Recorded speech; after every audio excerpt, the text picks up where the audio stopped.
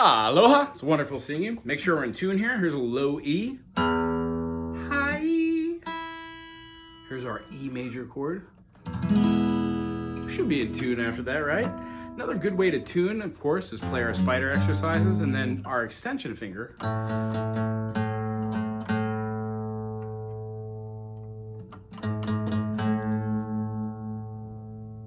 Should be the same as that next note. So 1, 2, 3, 4 on the A string, go to the 5th note, that should be the D of the next string. When we go on the D string, go up 5 notes, that should be the G of the next string. Now here's the caveat, 1, 2, 3, 4, that should be your B note for the next string. And then 1, 2, 3, 4, 5 again for your E note. A fine tune is to take your hand and play it over the top of the metal fretting, at the 5th and fret. So here's the 5th right in the middle. Right in between is the and. When we just touch the strings, not press down, but touch them, we get our harmonics. That's a great way to play the 5 and the 7 and see if our two harmonics are in tune with each other. Ooh. Hear how it's a little out.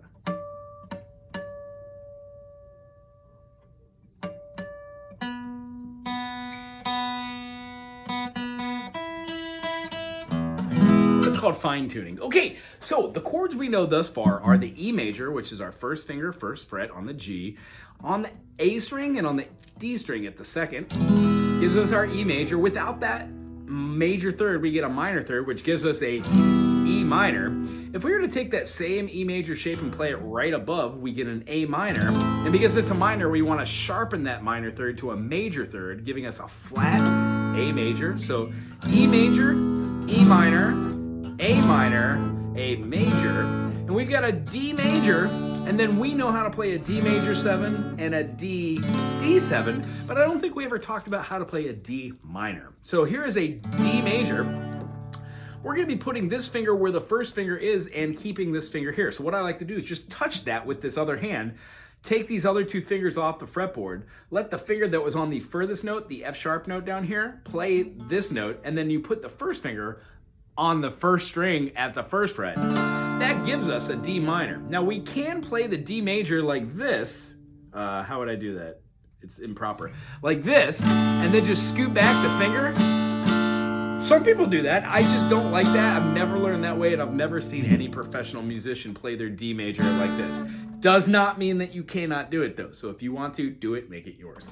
Other than that, the D minor is the major, but we take off this finger and we change the F sharp to an F while keeping the A note. D, F sharp A, D, F sharp A, and now D, F, A makes a minor. Cool? So practice that along with your teeter-totters. However, today's chord of the day is a C major.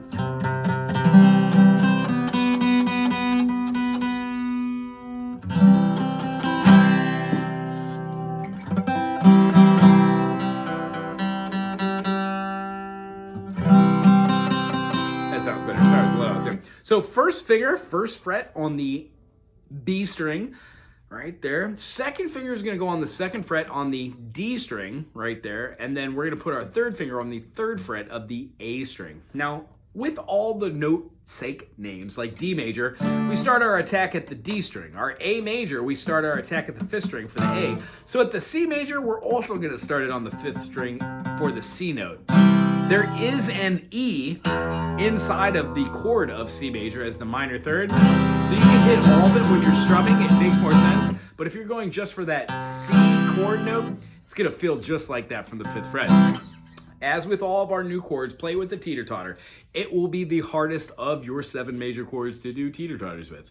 You, at no point in the next 2 weeks or 2 months, will probably take the C major in the secondary form and scoot it up anywhere on the fretboard to play, like this. This is a G sharp major. Now you can play a G sharp major any other way, but that is how the fingers go with that fingering. The G sharp major and the E minor, or the E major, look exactly the same. So if I played this chord right here out of the C shape, I would have a E major. But when I play it here, I get my root note as that E.